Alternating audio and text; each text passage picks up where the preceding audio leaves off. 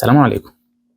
سر من الأسرار الكبيرة جدًا والمهمة جدًا اللي لازم أي شخص شغال في التسويق يكون فاهمها، والسر ده يتعلق بمفهوم سلوك المستهلك، وهو طبعًا حاجة مهمة. ما ينفعش حد يكون شغال في التسويق ومش عارف يعني إيه سلوك مستهلك، مش عارف يعني إيه المستهلك ليه بيشتري، وإمتى بيشتري، وإمتى ما بيشتريش، وبيتصرف إزاي في كل موقف.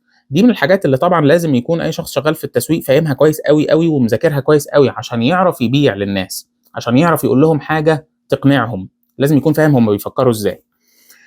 والسر اللي أنا بقى باقول لكم عليه ده هو إننا ببساطة كائنات عاطفية، كائنات بتفكر بمشاعرها مش بعقلها.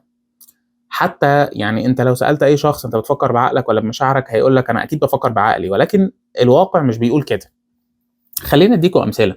يعني مثلًا أنت كام مرّة دخلت محل وحسيت إنك أنت عايز تشتري ومتقبل فكرة إنك أنت تاخد أكتر من منتج وبتاع ونِفْسك مفتوحة كده. ييجي حد يسألك هو أنت ليه اشتريت كتير؟ المحل ده أنت مثلًا أول مرّة تدخله، فتقول له يا أخي أنا ارتحت نفسيًا كده، أنا حسيت إن أنا مرتاح ونِفسي مفتوحة فاشتريت كتير. وعلى العكس صحيح، تدخل مكان تقول لأ أنا اتقفلت، اليوم ما يمشيش معاك كويس كده، تحس إنك أنت مش مبسوط.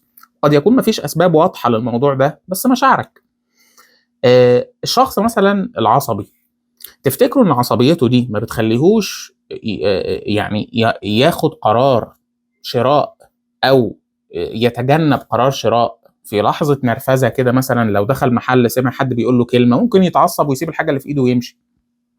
شخص متردد بيخاف ياخد قرارات، فكل ما يروح يلاقي حاجة مواصفاتها ممكن تكون كويسة بس هو خايف يشتريها، فيقوم سايبها ويدوّر على حاجة تانية وهكذا.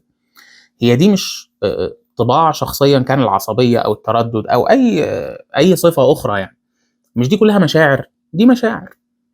البراند، ناس كتير تقول لك أنا باشتري براند، لمّا يشتري هدوم براند، هل هو بيشتري الهدوم دي لإن في حاجة عقليًا ومنطقيًا بتقول له إن المنتج ده أفضل من غيره؟ يعني هل مثلًا تركيبة القطن فيه أحسن من غيرها؟ هل نسبة مش عارف إيه في الهدوم دي أعلى من نسبتها في الهدوم التانية؟ لا، لا، هو مش بيفكر كده.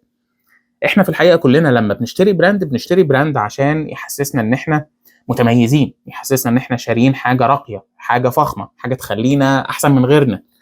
فإحنا كائنات عاطفية بنفكر بمشاعرنا مهما قُلنا عكس كده. فلازم بقى الشخص اللي شغال في التسويق يكون فاهم الحتّة دي كويس، ويتعلم دايمًا يخاطب المشاعر اللي موجودة في الناس أكتر ما بيخاطب عقلهم.